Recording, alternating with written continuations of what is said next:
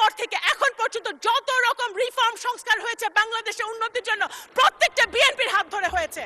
আপনারা শুধু ফেসবুকে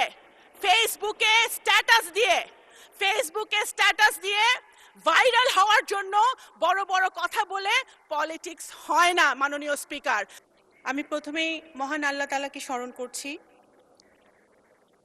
আমার নির্বাচনী এলাকা নগরকান্দা সালতাবাসীকে স্মরণ করছি। শহীদ রাষ্ট্রপতি জিয়াউর রহমান, যিনি স্বাধীনতার ঘোষণা দিয়েছেন, মুক্তিযুদ্ধ করেছেন, আমাদেরকে একটি স্বাধীন বাংলাদেশ দিয়েছেন, ওনাকে স্মরণ করছি। আমাদের গণতন্ত্রের মাতা দেশনেত্রী বেগম খালেদা জিয়াকে স্মরণ করছি। মাননীয় স্পিকার, আমি আপনাকেও ধন্যবাদ জানাতে চাই। দেশ ও জাতি আজকে গর্বিত যে একজন বীর মুক্তিযোদ্ধা আজকে স্পিকারের আসনে বসে আছে। আমরা আজকে গর্বিত। আমি মাননীয় সংসদ নেতা, দেশের প্রধানমন্ত্রী জনাব তারেক রহমানকে ধন্যবাদ জানাতে চাই। মাননীয় স্পিকার, আমাদের দেশের একটা দুর্ভাগ্য হলো আমরা দেখেছি রাজনৈতিক দলের নেতারা বা নেত্রীরা ইতিহাস লিখতে চায়। যখন আমরা ইতিহাস লেখার চেষ্টা করি, যেমন আমরা দেখেছি গত ফ্যাসিবাদ আওয়ামী লীগ সরকার নিজের আপন মনের মাধুরী মিশিয়ে ইতিহাস বিকৃত করেছিল, সেই ইতিহাস যখন আমরা লিখতে চাই তখন আমরা আপন মনের মাধুরী মিশিয়ে ইতিহাস লেখার চেষ্টা করি। আমি মনে করি বাংলাদেশের ইতিহাস, মুক্তিযুদ্ধের ইতিহাসবিদদের লেখা উচিত। তাহলে বোঝা যাবে কার কখন কিভাবে কোন সময় কোন ভূমিকা ছিল। রাষ্ট্রপতির ভাষণ, কোন রাষ্ট্রপতির ভাষণ?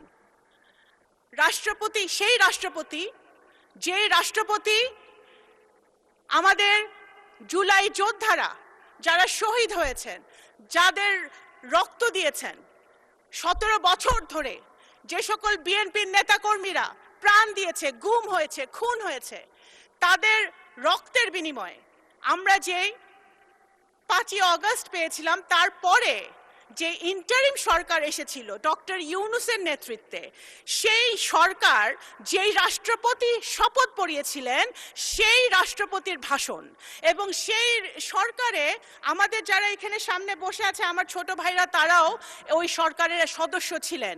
যদি রাষ্ট্রপতি অবৈধ হয়, যদি রাষ্ট্রপতির ভাষণ অবৈধ হয়, তাহলে তৎকালীন সরকারও কিন্তু অবৈধ হয় নাকি সেটা ভেবে দেখতে হবে।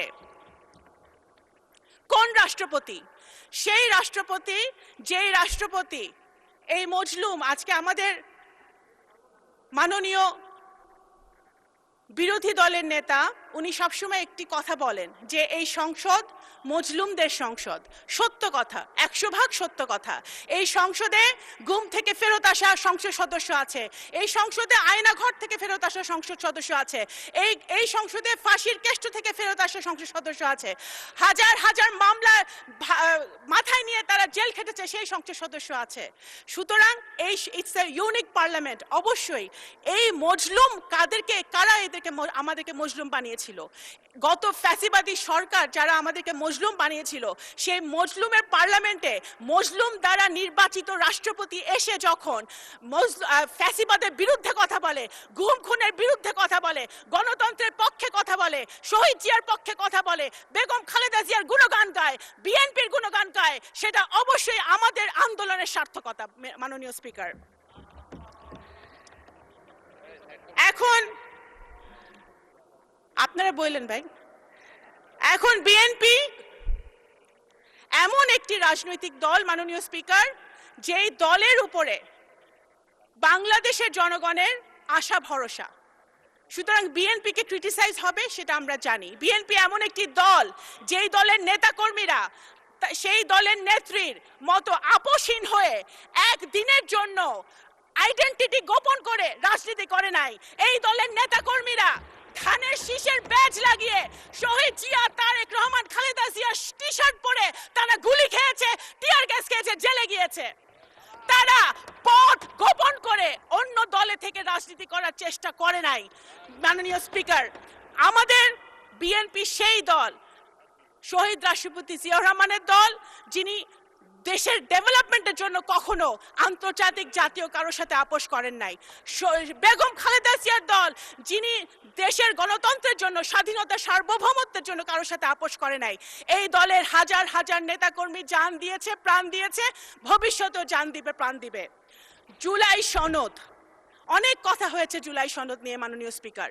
জুলাই সনদ অবশ্যই বিএনপিকে জুলাই সনদ নিয়ে বলে কোনো লাভ নাই। জুলাই সনদ মানে কি? একটা রিফর্ম, বাংলাদেশের রিফর্ম, নতুন প্রজন্মের জন্য রিফর্ম, সংস্কার।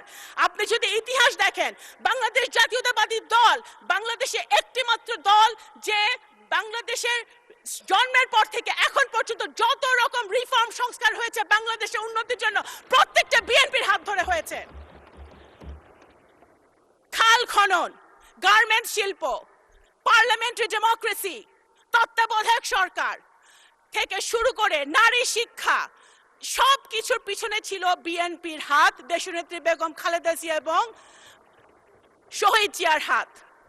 এবং এখন যেটা হচ্ছে reform, family card, farmers card, আমাদের নতুন প্রজন্মের জন্য কাজ, এই সব কিছুই হচ্ছে জনাব তারেক রহমান বিএনপির হাত দিয়ে, যেটার আপনারাও সুফল পাবেন ইনশাল্লাহ বিরোধী দলের নেতৃবৃন্দ।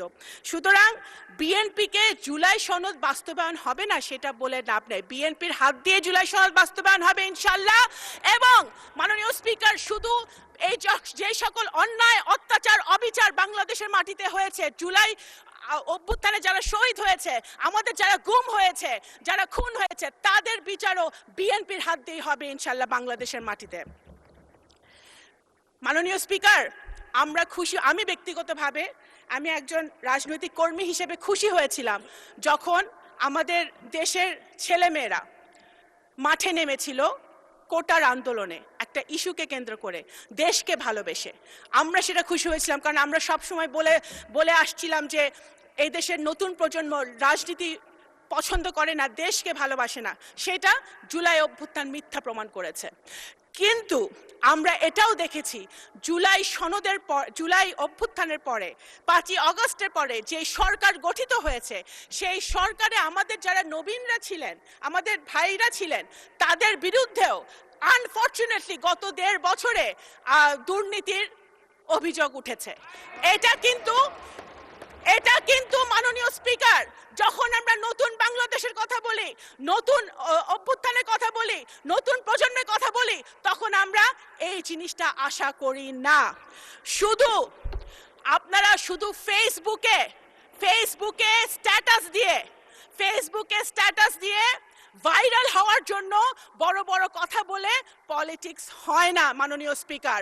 দেশের জন্য যদি কাজ করতে হয়, দেশের জনগণের জন্য যদি কাজ করতে হয়, সরকার, বিরোধী দল সরকারের একটি অত্যন্ত গুরুত্বপূর্ণ অংশ, যদি সরকারে থেকে কাজ করতে হয়, তাহলে এক্সপিরিয়েন্স যেমন দরকার, সাহস যেরকম দরকার, বুদ্ধিমত্তাও সেরকম দরকার।